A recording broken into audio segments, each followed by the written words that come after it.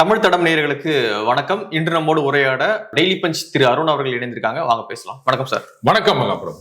Sir, America அறிவிச்சிருக்காங்க, ரஷ்யாவோடு யாரெல்லாம் வர்த்தகம் வச்சிருக்கீங்களோ அவங்களுக்கு கூடுதலான வரியை விதிப்போம் அப்படின்னு சொல்லி நேட்டோடைய ஜெனரல் செக்ரட்டரி சொல்லியிருக்காங்க. ஸோ என்ன சொல்ல வராங்க உலக நாடுகளுக்கு அமெரிக்கா? இல்லை, முதல்ல எனக்கு ஒன்று கிளாரிஃபை பண்ணிடுங்க. ஹங்கேரி, செக்கு, பிரான்ஸு, பெல்ஜியம் இவங்களும் ரஷ்யா கிட்டேருந்து கேஸ் வாங்கினுக்கிறாங்க இன்னைக்கும். சரி, அவங்களுக்கு இது அப்ளை ஆகுமா? இல்லை, ரஷ்யாவோட வர்த்தகம் பண்ணா தடை அப்படின்னு சொன்னா அப்ப இதுக்கு என்ன பண்ண போறீங்க? இட்டலியிலேருந்து இந்த குச்சி பேக் இதுக்கெல்லாம் எனக்கு விலக்கு அளிக்கிறோம். இந்த 18வது மேம்படுத்தப்பட்ட பொருளாதார தடை இது. அதில் தான் இங்கே ஒரு ரிஃபைனரி மேலே வேற சாங்ஷன்ஸ் பண்ணியிருக்காங்க. அப்படி இட்டாலி நீங்கள் இந்த பையெல்லாம் ஏற்றுமதி பண்ணாதீங்க அப்படின்னு சொல்லிடுவாங்களா? பெல்ஜியத்திலேருந்து இல்லை டைமண்ட் ட்ரேடெல்லாம் நீங்கள் தடை போடக்கூடாது அப்படின்ட்டு தடவை கொண்டு வரும்போதே அதுக்கு எக்ஸம்ஷன் வாங்கிட்டாங்க. எப்படி அதுக்கும் தடை போடுவாங்களா? அது ஏன் இந்தியாவில் ரஷ்யாவிலேருந்து இறக்குமதி பண்ணுற ஆயில ரிஃபைன் பண்ணி எக்ஸ்போர்ட் பண்ணுறது ரிஃபைனரி நிறைய இருக்கு. ஏன் ஒரே ஒரு ரிஃபைனரி மேலே இவங்க கொண்டு வந்தாங்க? கேட்டால் அவங்க ரஷ்யாவுடைய இன்வெஸ்ட்மெண்ட் இருக்கு அப்படின்னு. இப்போ ரஷ்யாவுடைய இன்வெஸ்ட்மெண்ட் இருந்தால் மட்டும்தானே, ரஷ்யாவுடைய ஆயில் இருந்தால் தடை போட மாட்டீங்களா அப்படின்னா அது எப்படிங்க? அந்த ஆயிலை இங்கே ரிஃபைன் பண்ணி நம்மள யூரோப்புக்கு அனுப்பிச்சுன்னுக்கிறோம். அப்போ அதில் உக்ரைன் ரத்தம் இல்லையா? இவங்க எதுக்கு ரஷ்யா கிட்டே இருந்து ஆயில் வாங்க மாட்டேன்னு சொன்னானுங்க? அதுல உக்ரைன் ரத்தம் கலந்து இருக்கின்றது. ஓ, அப்ப அந்த கரையை போக்கக்கூடிய ஒரே ஒரு சொட்டு நீளம் 6 வாஷிங் பவுடர் இந்தியா கிட்ட தான் இருக்குது. அப்ப அந்த உக்ரைன் ரத்தம் கலந்த ரஷ்யன் ஆயில் இந்தியாவுக்குள்ள வந்த உடனே நம்ம இங்கேருந்து ரிஃபைன் பண்ண உடனே அந்த உக்ரைன் ரத்தம் போயிடும். அதை இந்த யூரோப்ல வாங்கிப்பாங்க. அவங்க இந்தியாவை டார்கெட் பண்ணணும் தான் இதை சொல்லியிருக்காங்களா? அப்படிதான் நீங்க சொல்ற மாதிரி நமக்கு எதுவும் ஆயிடக்கூடாதுன்றதுக்காக அப்படியே தேடி கண்டுபிடிச்சு அந்த ஒரே ஒரு ரிஃபைனரிக்கு எதிராக சாங்ஷன்ஸ் கொண்டு வந்திருக்காங்க இல்லையா? அங்கேருந்து யூரோப்புக்கு ஏற்றுமதி ஆகிறது ஒண்ணுமே இல்லை, 0.7% என்னவோதான், <1%. ஸோ அதனாலதான் ஐயோ நமக்கு எதுவும் ஆகக்கூடாது, ஆனா சாங்ஷன்ஸ் போட்டா மாதிரியும் இருக்கணும் அப்படின்னு கொண்டு வந்திருக்காங்க. சரி, ரைட்டு. இப்போ நம்ம திருப்பி கேட்டாங்கன்னா என்ன பண்ணுவீங்க? இப்போ அமெரிக்கா இன்னும் என்ரிச்டு யுரேனியம் வாங்கினது இல்லை ரஷ்யா கிட்டேருந்து.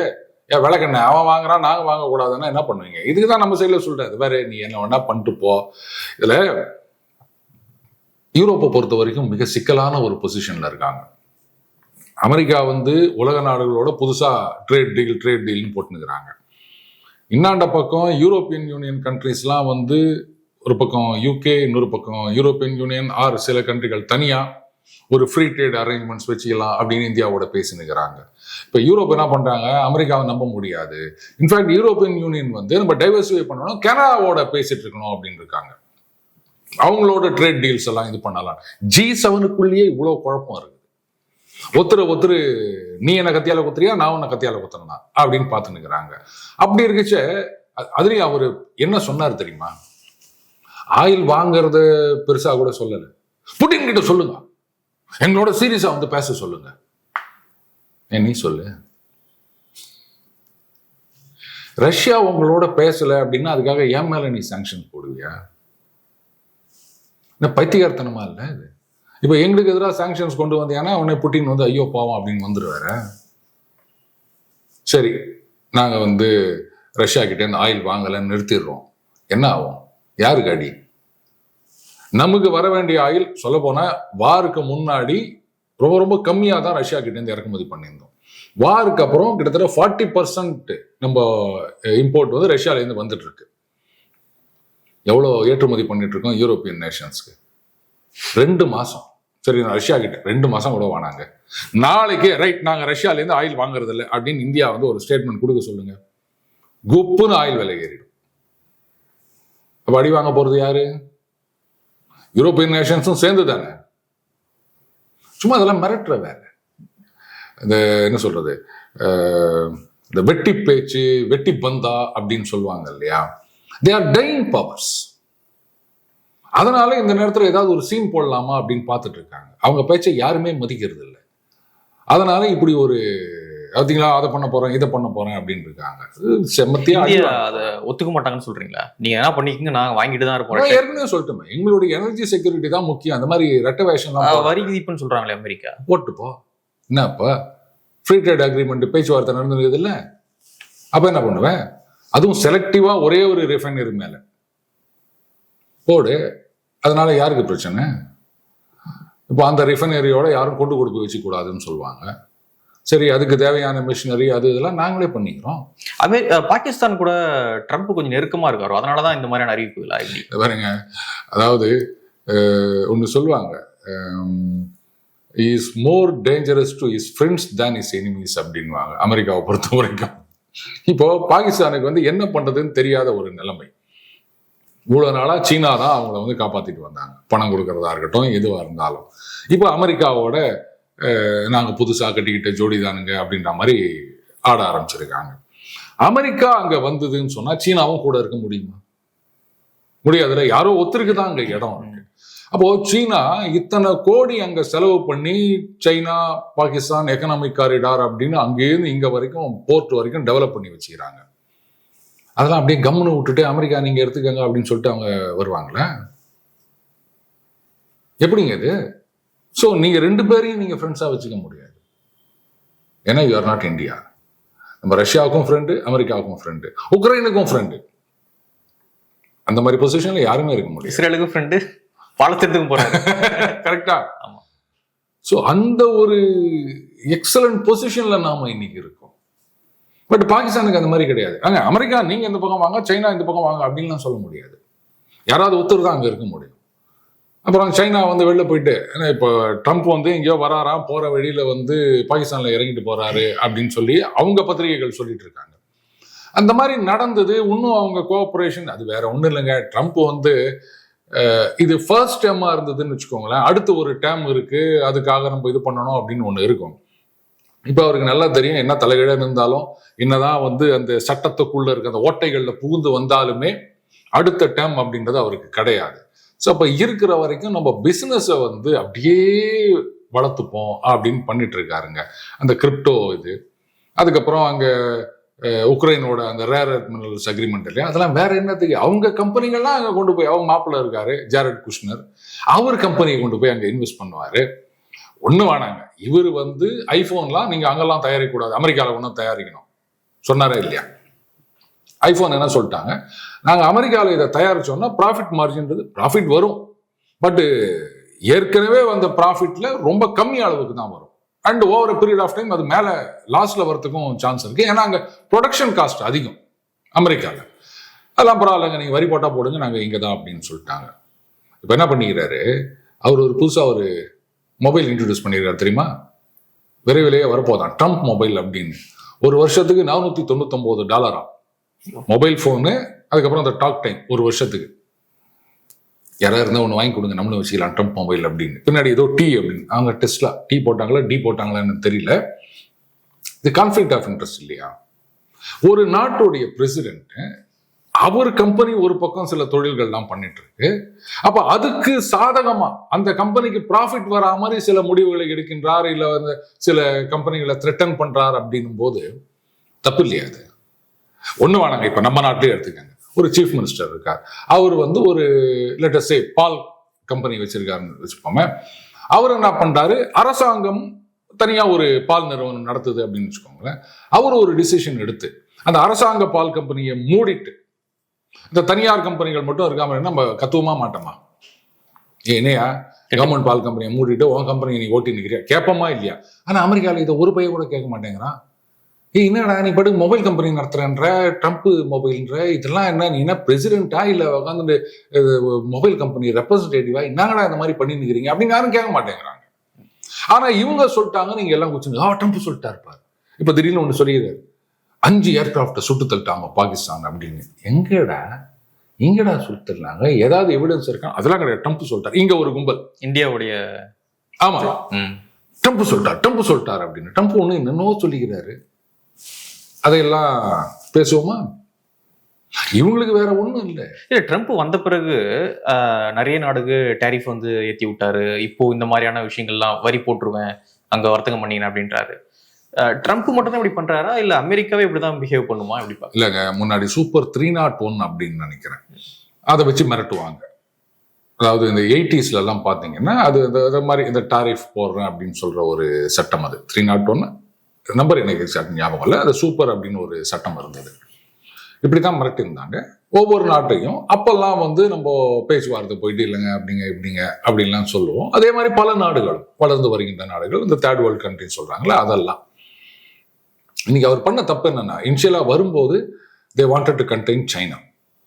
ஏன்னா டோட்டல் மேனுஃபேக்சரிங் வந்து சீனா பக்கம் கொண்டு போயிட்டாங்க. அங்கேருந்து ஒரு நாள் வரலன்னா, இது வந்து அந்த கொரோனா பீரியட்ல அவங்க அனுபவிச்சாங்க. அங்க வந்து மாட்டிக்கிச்சின்னு சொன்னா லேப்டாப்பா இருக்கட்டும், இல்லை வேற எதுவா இருக்கட்டும், ஈவன் நம்ம போடுற சொக்கா துணியிலேருந்து எல்லாத்துக்குமே தட்டுப்பாடு வந்துருது. அதனால don't put all your eggs in one basket அப்படின்வாங்கல்ல, அந்த மாதிரி எல்லாத்திலையும் சீனாயே கொண்டு போய் வச்சிருந்தீங்கன்னா வேலைக்கு ஆகாதுன்றது தான் சைனா +1 அப்படின்னு கொண்டு வந்தாங்க. ஸோ அப்போ எந்த ஒரு இண்டஸ்ட்ரியா இருந்தாலும் சீனாலையும் வச்சுக்காங்க, கூடவே இன்னொரு நாட்டிலையும் வைங்க. அப்போதான் இங்க ஏதாவது பிரச்சனை வந்தா கூட இங்கேருந்து நமக்கு வந்து சப்ளை ஆயிட்டு இருக்கும் இருந்து. அதுக்கப்புறமா என்ன ஆச்சு, சைனா டாமினேட் பண்ண ஆரம்பிச்சிட்டாங்க. அவங்க வந்து இது பாருங்க, அமெரிக்காவே தூக்கி சாப்பிட்டு நாங்க தான் அடுத்த எக்கனாமிக் பவரா வரப்போறோம், நாங்க தான் சூப்பர் பவர் இப்படின்லாம் சொல்ல ஆரம்பிச்ச உடனே அங்க இருக்கவங்களுக்கு ஆட்டம் காண ஆரம்பிச்சிருச்சு. ரியாலிட்டி என்னன்னு புரிஞ்சுக்க ஆரம்பிச்சிட்டாங்க. ஆஹா, இதே ரேட்ல போச்சுன்னா இவங்களுடைய கடன் தான் ஏறி நிற்குது அமெரிக்காவோடது. இப்போ 36 ட்ரில்லியன் தாண்டிடுச்சுங்க. எந்த காலத்துக்கு இதெல்லாம் திருப்பி கொடுக்க போறாங்க? அண்ணன் சீமான் போயிட்டு மஞ்சக்கரதாசி கொடுக்குற நிலைமைக்கு தான் வரப்போகுது அது. அண்டு சீனாவுடைய எக்கனாமிக் பவர் மட்டும் இல்லை, மிலிட்ரி பவரும் இன்க்ரீஸ் ஆகினே இருக்குது. அவங்க உலக நாடுகள் முழுக்க இந்த கடன் கொடுத்து சொத்தை எழுதி வாங்கிக்கிறது, இந்த டெட் டிப்ளமசி அப்படின்னு போயிட்டு இருக்காங்க. இவங்களுடைய இன்ஃப்ளூயன்ஸ் டோட்டலா வெளில வந்து நிற்குது. அப்ப என்ன பண்ணணும் அப்படின்னா, இவங்களுடைய தப்பு என்னன்னு தெரியல, சீனாவை வந்து ஒழிச்சு கட்டு அப்படின்னு. சரி ரைட், அப்போ நீங்க வந்தீங்க டு கண்டெயின் சைனா, நீங்க என்ன பண்ணிருக்கணும்? ஒன்னு இந்தியாவை ப்ராப்பப் பண்ணிருக்கணும். ஏன்னா சைனா +1 அப்படின்னா அதுக்கு சரியான ஒரு கவுண்டர் வெயிட் இந்தியா தான். ஆனா நீங்க என்ன பண்ணீங்க, இந்த உக்ரைன் வார்ல ரஷ்யாவை போட்டு நெருக்கி ஆல்ரெடி ரஷ்யா சைனா அப்படின்னு ஒரு ஆக்சிஸை கொண்டு வந்துட்டீங்க. அவங்க 2 பேரும் இப்ப அவசியத்துக்காக இணை பிரியாத தோழர்கள் ஆகிவிட்டார்கள். அடுத்தது ஈரான் மேல கை வச்சு அவங்களையும் இப்ப நீங்க வந்து சீனாவுக்கு இந்த பக்கம் ரஷ்யா, இந்த பக்கம் ஈரான், 2 பேர்த்தையும் நெருக்கமாக்கி போட்டீங்க. இப்ப என்ன ஆனா அந்த பிரேசில் அவங்க என்ன, அந்த முன்னாள் அதிபர் ஜெய் போல்சனர் அவர் மேல நீங்க பாட்டுக்கு தப்பு கேஸ்லாம் பொய் கேஸ்லாம் போட்டுக்கிறீங்க, இதெல்லாம் தப்பு. உனக்கு என்ன வந்தது? சட்டப்படி ஏதோ நடவடிக்கை எடுக்கிறாங்க, அது அவங்க பார்த்துட்டு போறாங்க. இப்போ அவரு காலில் வந்து இந்த சினிமாலாம் பார்த்துருப்பீங்க, அந்த ஒரு ஆங்கிள் இதுன்னு சொல்லுவாங்க, ஜிபிஎஸ் இருக்கும். ஸோ அந்த பர்டிகுலர் ஏரியா தாண்டி நீங்க போகக்கூடாது, போனீங்கன்னா கிங்கின்னு அலாரம் அடிக்கும். இப்போ அவர் காலில் அதை மாட்ட போறோம்னு சொல்லியிருக்காங்க பிரேசில்ல. இவர் உட்காந்து நாட்டாமா மாதிரி அதெல்லாம் தப்பு, அவர் மேலாம் கேஸ் போடாதீங்க அப்படின்னா சொல்லலாம். ஏய் என்ன, நீ என்ன பிரசிடென்ட்னா உங்க ஊருக்கு பிரசிடென்ட், நீ என்ன உலகத்துக்கே எம்பரரா? எங்க ஊர்ல கோர்ட் எப்படி நடக்கணும்னு சொல்றதுக்கு நீ யாரு? அதுக்கு மேல அது எப்படி நீங்க அவர் மேல பொய் கேஸ் போட்டுக்கிறீங்க, அதனால நாங்க அவங்க மேல டாரிஃப் போடுவோம் அப்படின்னு இந்த ட்விட்டர்ல இல்ல, அவர் தனியா ஒண்ணு வச்சுக்கிறாரு, ட்ரூத் சோஷியல், அதுல போட்டார். ட்விட்டர் யூஸ் பண்ண மாட்டாங்க. ஆமா, நூலா கடுப்பாயிட்டாரு. நினைச்சு நீங்க பாட்டுக்கு சோசியல் மீடியால ஒரு நோட்டிபிகேஷன் கொடுப்பீங்க, டாக்ஸ் போடுறேன் அப்படின்னு சொல்லிட்டு நாங்கெல்லாம் பார்த்துட்டு சும்மா இருக்கிறோமா, உன்னால முடிஞ்சதை பாத்துக்கோ அப்படின்ட்டாரு. இப்ப என்ன பண்ணிட்டாங்க, ஒரே நேரத்துல எல்லாரையும் தள்ளி விட்டதுனால எல்லாம் ஒண்ணு சேர்த்துட்டாங்க. யாரோ கூட சொன்னாங்களே, ஒண்ணு கூடிட்டாங்க ஐயான்னு, அந்த மாதிரி ஆயிப்போச்சு. எவ்வளவு பேரை தான் நீங்க இன்னைக்கு உலகத்துல முக்கியமான நாடுகள் அப்படின்னா இந்தியா, சைனா, ரஷ்யா. இப்ப கூடவே இந்த பிரிக்ஸ் அப்படின்னு சொல்லிட்டு UAE, Saudi Arabia, Indonesia, Iran, இப்படி எல்லாம் ஒண்ணு கூட ஆரம்பிச்சிட்டாங்க. இது மிகப்பெரிய பிளாக் மகாபிரபு. ப்ரொடக்ஷன்லயும் சரி, ரேர் எர்த் மினரல்ஸ் அந்த ரிசோர்சஸ்லயும் சரி, மார்க்கெட்லயும் சரி, டெக்னாலஜிலையும் சரி, இன்னைக்கு இவ்வளவு பெரிய ஒரு பிளாக்கை எதிர்த்து நீங்க என்ன பண்ணுவீங்க? அப்புறம் திருப்பி அமெரிக்கா, யூரோப்பியன் யூனியன் இவங்களே தான் ஒருத்தருக்கு வியாபாரம் பண்ணிட்டு இருக்கணும். இந்த யூரோப் நேச்சுரல் ரிசோர்சஸ்ல மிகப்பெரிய அளவுல ஒண்ணுமே இல்லாத ஒரு நாடு அப்படின்னா அது டோட்டல் யூரோப்பியன் நேஷன்ஸ் தான். எல்லாம் ரஷ்யா பக்கம் வந்துச்சு ரிசோர்சஸ்லாம். அங்க ஒண்ணும் கிடையாது. அங்க ஆயில் இருக்குதா, கேஸ் இருக்குதா, என்ன இருக்குது அவங்க கிட்ட? எல்லாம் அடுத்தவன ஆட்டைய போட்டு கொண்டு போய் வச்சிருந்தாங்க. பிரான்ஸா இருக்கட்டும், பெல்ஜியமா இருக்கட்டும், பிரிட்டனா இருக்கட்டும், ஜெர்மனி ஆகட்டும், இப்படித்தான் பண்ணியிருந்தாங்க அவங்க. இப்போ அந்த மாதிரி எதுவும் பண்ண முடியல. அப்போ நீங்க ப்ரொடக்ஷனாவது பண்ணி தொலைகிறீங்களா அப்படின்னா அதுவும் பெரிய அளவுல கிடையாது. அண்டு அங்க இருக்கிற கார் மேக்கர்ஸா இருக்கட்டும், இல்ல 2 வீலர் மேக்கர்ஸா இருக்கட்டும், சைனீஸ் காம்படிஷனை சமாளிக்க முடியல, இழுத்து மூடின்னு இருக்கிறாங்க. அதனால என்ன பண்றாங்க, நாங்க டாரிஃப் போடுவோம். இப்படியே எத்தனை நாள் ஓட்ட போறீங்க நீங்க? கடைசியில் நீங்க மட்டும்தான் வியாபாரம் பண்ணிட்டு இருக்க போறீங்க. அண்ட் அந்த ப்ரொடக்ஷனுக்கு தேவையான ரா மெட்டீரியல்ஸோ இல்ல ரேர் எர்த் மினரல்ஸோ இல்ல முக்கியமான காம்பனன்ட்ஸோ அதெல்லாம் வரப்போறது கிடையாது. அதையும் இழுத்து மூடிட்டு உட்காந்துட்டு இருக்க போறீங்க. ரொம்ப நாள் இந்த மிரட்டல் செல்லாது பிரபு. நீங்க சொன்னீங்க எல்லா நாட்டுக்கும் நீ நாட்டாம பண்றியா அப்படின்னு வந்து ஒரு கேள்வி கேட்டீங்க. அதே போல வந்து அமெரிக்கா இப்பொழுது இன்னொரு போர் நிறுத்தத்தையும் அறிவிச்சிருக்காங்க. என்ன அப்படின்னா, சிரியாக்குள்ள துருஸ் அப்படின்ற ஒரு அமைப்புக்கும் இன்னொரு அமைப்புக்குமான உள்நாட்டு போராட்டம் நடக்குது. இதற்கு ஆதரவாக, துருஸ் அமைப்புக்கு ஆதரவாக இஸ்ரேல் வந்து பிரச்சனை பண்ணிட்டு இருந்தாங்க, உள்ள போர் நடத்திட்டு இருந்தாங்க. ஸோ இந்த உள்நாட்டு போரையும் இந்த இஸ்ரேல் உள்ள வந்ததையும் வந்து அமெரிக்கா இப்பொழுது போர் நிறுத்தத்தை அறிவிச்சிருக்காங்க. ஸோ இதை எப்படி பாக்குறீங்க? அதுக்கு முன்னாடி ஒரு சின்ன சந்தேகம். இந்த துருஸ் மக்கள் சிரியால மைனாரிட்டி. ஆக்சுவலா இஸ்ரேல்லேயே அவங்க இருக்காங்க. இஸ்ரேலுடைய பாராளுமன்றத்திலையும் அந்த இனத்தை சார்ந்தவர்கள் ரெப்ரசன்டேட்டிவா இருக்காங்க அப்படின்னு சொல்றாங்க. எங்கெங்கெல்லாம் மைனாரிட்டிகள் பாதிக்கப்பட்டாலும் குரல் கொடுக்கிற இங்க இருக்கிற அமைப்புகள், கட்சிகள், தோழர்கள் அவங்க எல்லாம் எங்க போனாங்க? படுகொலை செய்யப்பட்டார்கள். அவர்களது அந்த மத நம்பிக்கைகள் புண்படுத்தப்பட்டன. கிறிஸ்டியன்ஸ் தான் மைனாரிட்டி. ஓகே, அவ்வளவுதான் நான் சொல்லுவேன். ரைட்டா?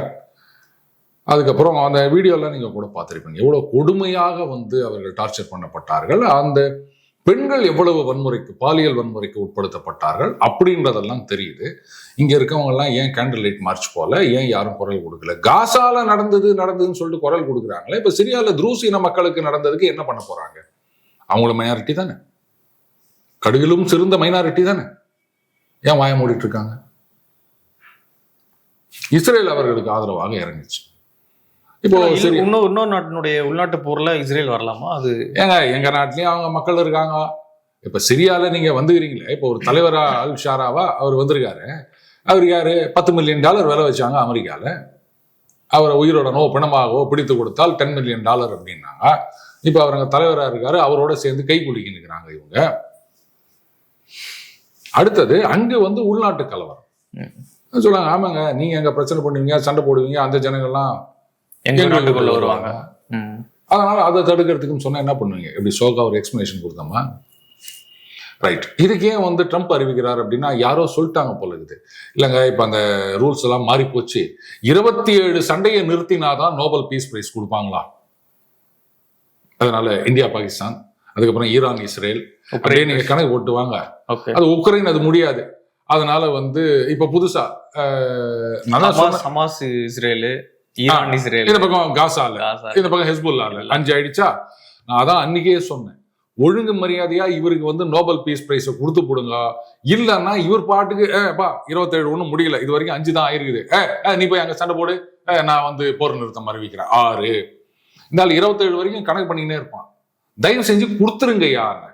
இன்னைக்கு இந்த மாதிரி பிரச்சனைகள்லாம் சால்வ் ஆகணும்னா ஒரே ஒரு வழிதான் மகாபிரபு.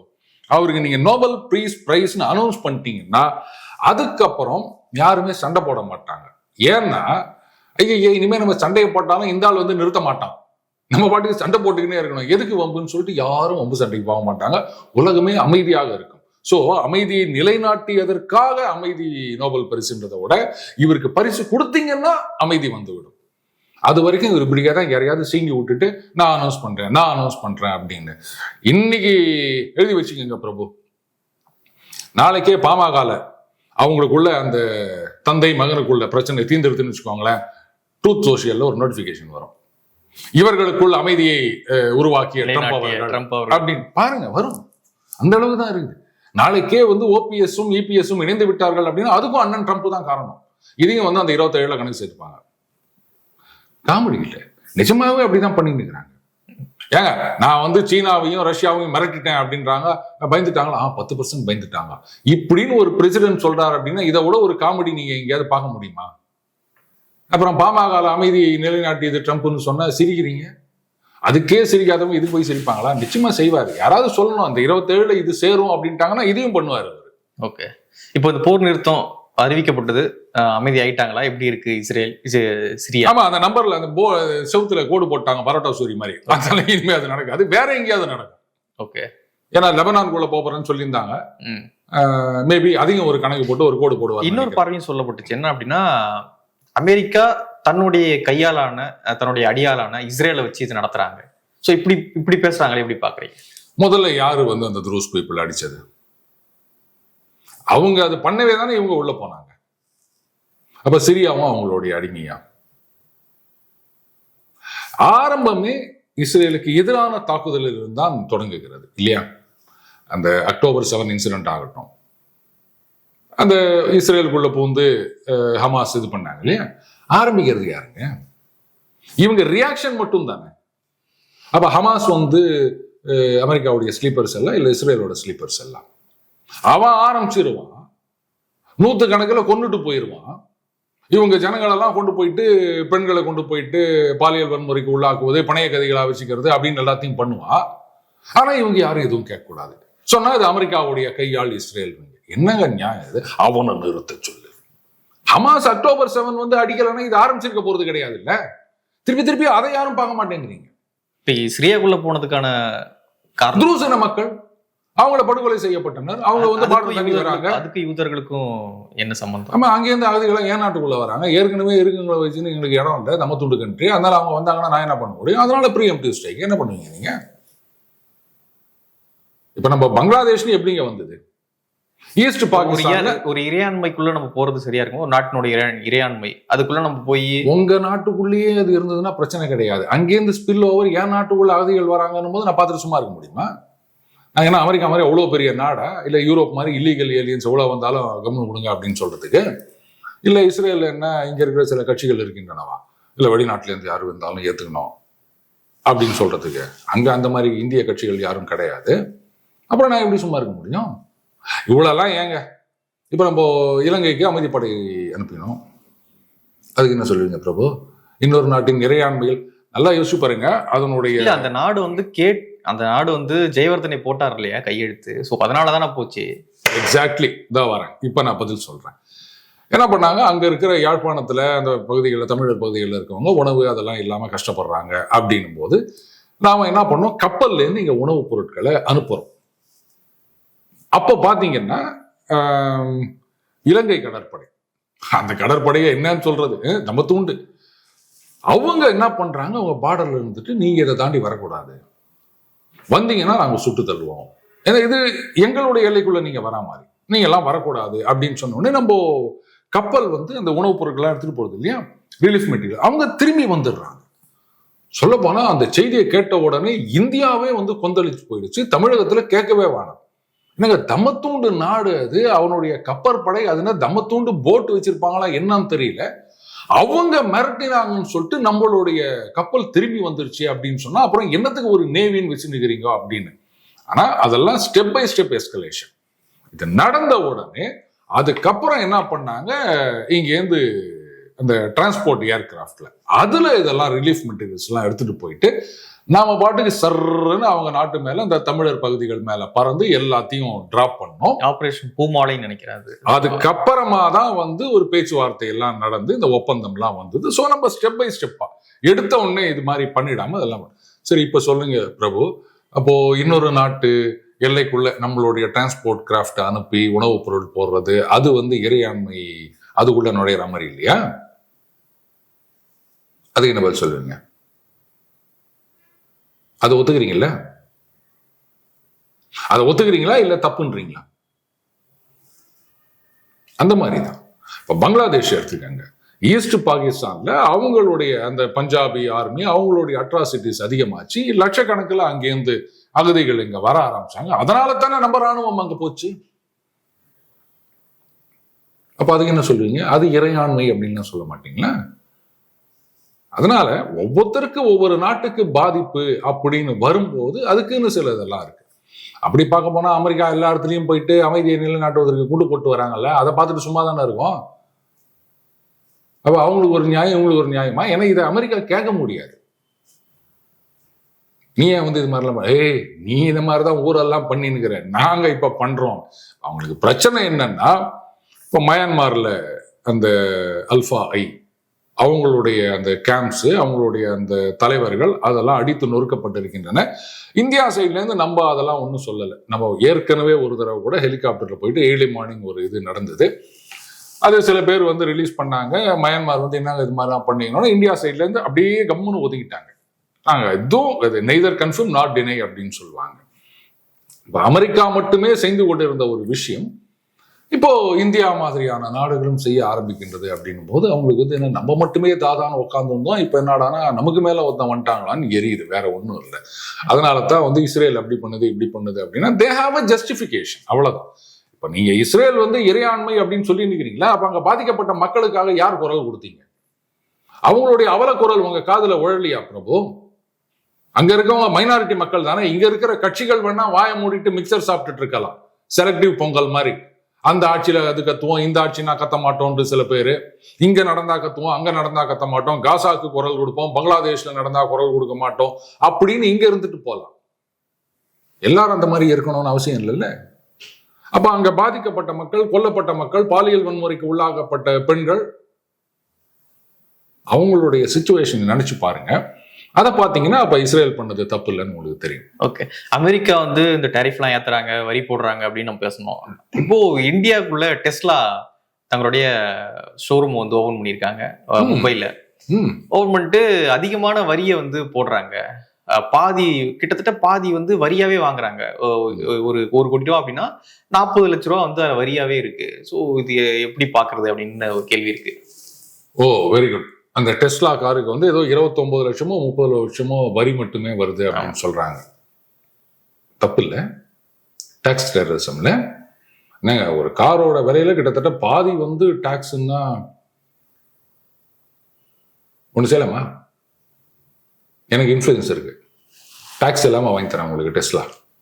வாங்க ஃப்ளைட்டு பிடிச்சி மும்பை போகலாம், 40 லட்ச ரூபா எடுத்துக்கோங்க.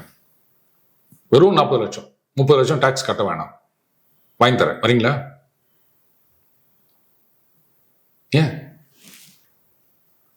ஏங்க நான் வாங்கி தரேங்க, லீகலா வாங்கி தரேங்க, டாக்ஸ் இல்லாம. ஏன்னா உங்களாலேயோ என்னாலேயோ அதை வாங்குறத பத்தி நினைச்சு கூட பார்க்க முடியாது. கரெக்டா?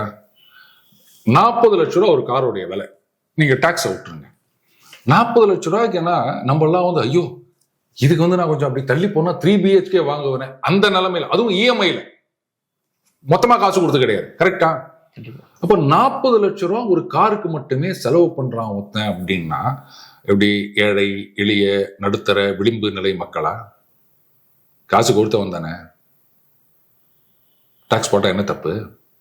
ஓ, ராகுல் காந்தி கேட்கிறாரு, தங்கத்துக்கு இவ்வளவு டாக்ஸ், இதுக்கு இவ்வளவு டாக்ஸா? தங்கம் அப்படின்றது அன்னாடங்காட்சியிலேருந்து கல்யாணம் போது ஒரு 1/4 சவரனாவது இல்ல 1 கிராம்லயாவது ஒரு தாலி வாங்கணும் அப்படின்னு நினைக்கிறவங்க அதிகமா இருக்காங்க இல்லையா? அதனால தங்கம்ன்றது எல்லாரும் வாங்குற ஒரு விஷயம், டெஸ்லா காரு எல்லாரும் வாங்குற விஷயம் கிடையாது. நம்பர் 1. நம்பர் 2, இது நம்ம ஏற்கனவே ஒரு தடவை பேசியிருந்தோம் அப்படின்னு நினைக்கிறேன். இந்த டெஸ்லாக்கு வந்து என்ன கண்டிஷன் கொடுத்தாங்கன்னா, நிதின் கட்காரில இருந்து எல்லாரும் என்ன சொன்னாங்கன்னா, இந்த பாருங்க, நீங்க இங்க வந்து கடை வரிக்கலாம், ப்ரொவைடட் இங்க நீங்க ப்ரொடியூஸ் பண்ணணும். மற்றபடி நீங்க எங்கேயோ சைனாலேயோ இல்ல வேற எங்கேயோ தயாரிச்சுட்டு இங்க கொண்டு வந்து விற்கிறதுக்கெல்லாம் நாங்க ஒத்துக்க முடியாது அப்படின்னும் போதுதான் கடைசியா என்ன பண்ணாங்க, ஓகே 1 வருஷ காலமோ இல்ல 2 வருஷ காலமோ நீங்க இங்க வந்து கடை வரீங்க. ஏன்னா டெஸ்லா என்ன சொன்னாங்கன்னா, சார் மார்க்கெட் எப்படி இருக்குன்னு தெரியாம நாங்க இங்க வந்து மேனுஃபேக்சர் பண்ண முடியாது. ஒருவேளை எங்க கார் வாங்குற அளவுக்கு, ஏன்னா 40 லட்சம் அப்படின்னும் போது எத்தனை கார் வித்துற முடியும் சொல்லுங்க? அதனால பெரிய அளவுக்கு மார்க்கெட் இல்லை அப்படின்னு சொன்னா அப்புறம் நாங்க மேனுஃபேக்சரிங் ஆரம்பிச்சு வேஸ்டா போயிடும் அப்படின்னு போதுதான் என்ன பண்ணாங்க, ஓகே 1 or 2 years நீங்க இங்க வந்து கடை வைங்க, நீங்க வித்துக்கங்க. அப்போ என்ன மார்க்கெட் இருக்கு அப்படின்றத பார்த்துட்டு ஓகே இங்க நம்மளால வந்து சஸ்டெயின் பண்ண முடியும் அப்படின்னா அப்போ நீங்க மேனுஃபேக்சரிங் ஆரம்பிங்க. அப்போ இந்த டாக்ஸ் கிடையாது. இந்த டெஸ்லாவை நீங்க இங்க தயாரிச்சீங்கன்னு சொன்னா மற்ற கார்களுக்கு என்ன டாக்ஸ் இருக்கோ அதே டாக்ஸ் தான் இதுக்கு அப்ளிகபிள் ஆகுமே தவிர இந்த எக்ஸ்ட்ரா டாக்ஸ், இந்த 30 லட்சம் 29 லட்சம் சொல்றாங்க இல்லையா, அது கிடையாது. சோ இது இம்போர்ட் பண்ணி இது பண்றாங்க. ஆமா, அதனால இது வந்து என்ன சொல்றது, இந்த டாக்ஸ் அப்படின்றது உள்ளூர் தயாரிப்புகளை பாதுகாப்பதற்காக. புரியுதுங்களா? நல்லதுக்கு தான் டாக்ஸ். இல்ல நீங்க பதில் சொல்லுங்க. இப்ப உள்ளூர்ல எத்தனை கார் இருக்கு? எலக்ட்ரிக் வெஹிக்கிள்ஸ் நம்ம டாடா கம்பெனில ஆரம்பிச்சு எத்தனை கார் இருக்குது? 40 லட்சத்தோட கம்மியா இருக்கு. 20 லட்சத்துக்குலாம் சூப்பர் கார் வருது. அப்புறம் எதுக்கு நீ 40 லட்சம் கொடுத்து கார் வாங்குற அமெரிக்கால இருந்து? ஒரு பந்தா. ஆமா, டெஸ்லா தானே பிராண்ட். ஆமா, இந்த லம்போர்கினி அன்னைக்கு ஒரு கார் பார்த்தோம் பிரபு, நமக்கெல்லாம் கார் அப்படின்னா அதுவும் காசு அதிகமா வாங்க கார் நல்ல பெருசா இருக்கும் இல்லையா? இவ்வளோண்டு இருக்குது, இவ்வளவுதான் இருக்குது அந்த காரு. 2 பேர் தான் உட்கார முடியும்னு நினைக்கிறேன். அதுல பைக்கை விட அது கொஞ்சம் கம்மியா இருக்கும் போல இருக்கு. பின்னாடி சீட்டு கூட சிலதெல்லாம் இருக்காது. இது என்னடானா அதெல்லாம் 1.5 கோடி 2 கோடி அப்படின்றாங்க. எதுக்குடா இவ்வளோ பெரிய காரை ஊத்து? நாங்கெல்லாம் வந்து ஒரு 5 லட்ச ரூபா ஊத்து கார் வாங்கினாலே வந்து அண்ணன் அண்ணி அதுக்கப்புறம் ஒண்ணு விட்ட தங்க இப்படின்னு ஒரு கும்பலே உட்காந்து போவாண்டா. தனுஷ் போவாங்கல்ல அந்த யாரடி மோகினியில, அதுக்கு தான்டா நாங்க கார் வாங்குறோம். நீங்க ஒருத்தர் 2 பேர் போறதுக்கு இவ்வளவு காரா அப்படின்னா, இப்போ அவ்வளோ குத்து வாங்குறாங்கன்னா பணம் கொடுத்து தானே வாங்குறாங்க. இப்போ டாக்ஸ் போடட்டுமே, பணக்காரங்களுக்கு தானே பிரபு டாக்ஸ் போடுறாங்க. நீங்க ஏன் வந்து இது பண்றீங்க? சரி, அப்ப ஏழைகளுக்கு போடுற டாக்ஸை பத்தி நான் உங்களை கேட்கவா? டெஸ்லா நீங்களும் நானும் வாங்க போறது கிடையாது, அதை ஒத்துக்கிறீங்கல்ல? பணம் கொடுத்தவங்க தான் வாங்க போறான். ஏழை எளிய நடுத்தர விளிம்பு நிலை மக்கள்ல இருந்து எல்லாரும் வாங்குற ஒரு ஐட்டம், அதுக்கு எவ்வளவு டாக்ஸ் போட்டுக்கிறாங்கன்னு நான் சொல்லிட்டா? என்ன ஐட்டம் தெரியுதா? டாஸ்மாக். அதேதான். என்ன ஒரு சந்தோஷம். டாஸ்மாக் ஒரு குவார்டர் கம்பெனில இருந்து கவர்மெண்ட்டுக்கு என்ன ரேட்டு கொடுக்குறான், அதை டாஸ்மாக்ல வாங்கும் போது அந்த குடிமகன் என்ன ரேட்டுக்கு வாங்குறான், வித்தியாசம் என்னன்னு யோசிச்சு பாருங்க. அதுக்கு என்ன தெரியுமா சொல்லுவாங்க? அதுக்கு மேல 10 ரூபா வேற. அந்த விளையாட்டுக்கு நான் வரல. சரி, இப்ப இதுக்கு என்ன தெரியுமா காரணம் சொல்லுவாங்க? சிம்பிளா ஒரே ஒரு காரணம் தான். பாருங்க, லேட்டஸ்ட் ஒரு 25 ரூபாய்க்கு ஒரு குவார்டர் வாங்குறாங்கன்னு வச்சுக்கோங்களேன். அது வந்து டாஸ்மாக் அந்த கடை வாடகை, இடம் வாடகை, அப்புறம் அவங்க சம்பளம் இதெல்லாம் சேர்த்து, அதுக்கப்புறம் அரசாங்கத்துக்கு கொஞ்சம் வரி அதெல்லாம் சேர்த்து ஒரு 50 ரூபாய்க்கு நம்ம விற்கிறோம் அப்படின்னு வச்சுக்கோங்களேன். இன்னைக்கு 140 ரூபாயோ 150 ரூபாயோ போட்டுரு. அதே 50 ரூபாய்க்கு கட்சிதுன்னு சொன்னா நம்ம குடிமகன்கள் என்ன பண்ணுவாங்க? 3 குவார்டர் வாங்குவாங்க. கண்டிப்பா மிதக்குவாங்க. உடம்பு கெட்டு போயிரும் பிரபு. அது கெட்டு போக கூடாதுன்றதுக்காகத்தான் இவ்வளவு டாக்ஸ் போட்டுக்கிறோம். சொல்றமா இல்லையா? சிகரெட்டுக்கு எவ்வளவு டாக்ஸ்? இன்ஃபேக்ட் இந்த ஜிஎஸ்டி வந்த பிறகுதான் வந்து ஒழிஞ்சுது. அதுக்கு முன்னாடி எல்லாம் பாத்தீங்கன்னா நீங்க பட்ஜெட் வரப்போகுதுன்னு சொன்னா அங்க படிக்கிறதுக்கு முன்னாடியே 1 ரூபா விலை ஏத்திடுவாங்க, கடையில ஏத்திடுவாங்க. ஆமா, ஏன்னா கட்டாயம் தெரியும் சிகரெட்டு மேல அவங்க டாக்ஸ் ஏத்துவாங்க அப்படின்னு.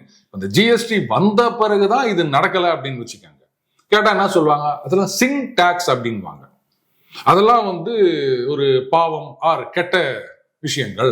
இதுக்கு நீங்க டாக்ஸ் போட்டாதான் குறையும். என்ன பிரபு, ஏழை மக்கள் அது வேற சொல்றாங்கல்ல. ஆமாங்க, கஷ்டப்பட்டு வேலை செய்யறாங்க, ஒரு குவார்டர் சாப்பிட்டா அவங்களுக்கு உடம்பு வலி போகுது. அமைச்சரே சொன்னாரா இல்லையா? அதாவது வேலை செஞ்ச பிறகு சாப்பிட்றத விட செய்யறதுக்கு முன்னாடியே சாப்பிட்டு போனோம்னா வேற ஒருத்தவங்க சொல்லியிருந்தாங்க. குடிமகன் சொல்லக்கூடாது, மதுப்பிரியர். இல்ல, நான் இந்த குடிமகன் சிட்டிசன் அர்த்தத்துல சொல்றேன். இந்திய குடிமகன் அப்படி எடுத்துக்கங்க. அப்போ அதுக்கு மட்டும் வந்து இதை கட்டுப்படுத்தணுன்றதுக்காக அப்படின்னும் போது, அப்ப டெஸ்லாக்கு வந்து 30 லட்சம் போறதுன்றது உள்ளூர்ல இருக்க கார் தயாரிப்பு நிறுவனங்களை காப்பாற்றுவதற்குன்னு சொன்னா ஏன் ஏத்துக்க மாட்டேங்கிறீங்க? இப்ப புரியுதுங்களா? சரி, வாய்க்கு வந்ததை சொல்லலாங்க டாக்ஸ் டெரரிசம் அப்படின்னு. அதை யார் யூஸ் பண்றாங்கன்றத பாருங்க. ஏன் பணக்காரங்களுக்காக குரல் கொடுக்குறீங்க? இப்ப டெஸ்லா வந்து அமெரிக்க நிறுவனம் வச்சுங்களேன். இப்ப எந்த கார் தான் இந்தியா நிறுவனம்? எதுவுமே இல்ல. டாட்டான்னு ஒரு கம்பெனி இருக்குது தெரியுமா? இந்த ஐபிஎல் மேட்ச் எல்லாம் கூட டாடா ஹேரியர்னு ஒரு இது பார்த்துருப்பீங்க தெரியுமா? டாடா பஞ்சில் ஈவி இருக்குது, எத்தனையோ அதுல ஈவி இருக்குது. டாடா மட்டும் தானே இந்தியா பிராண்டு? சரி இருக்கட்டுமே, டாடா வாங்கிக்குவாங்க, இந்தியன் பிராண்ட் தான். ஒன்று டாடா வாங்குங்க. ஏன் வாங்க மாட்டேங்கிறீங்க? மஹிந்திரா இருக்குது, அது கண்ணுக்கு தெரியல உங்களுக்கு, அதுவும் இந்தியன் பிராண்டு தானே. சும்மா சூப்பரா வச்சுக்கிறாங்க ஈவில, அட்டகாசமா இருக்குது காரு. எஸ்யூவி வேணுமா, எது வேணாலும் நீங்க வாங்கிக்கோங்க.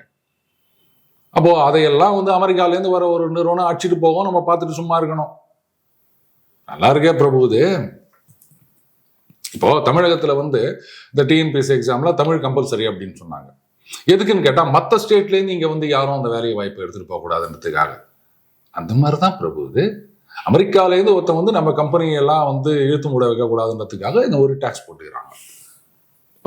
போயிட்டு அதாவது நாம வந்து பணக்காரங்கன்னா பாரு, அவன்லாம் வந்து நியாயமா பணம் சம்பாதிப்பா, தொழிலாளர்கள் ரத்தத்தை உறிஞ்சி அப்படின்லாம் சொல்றோம்.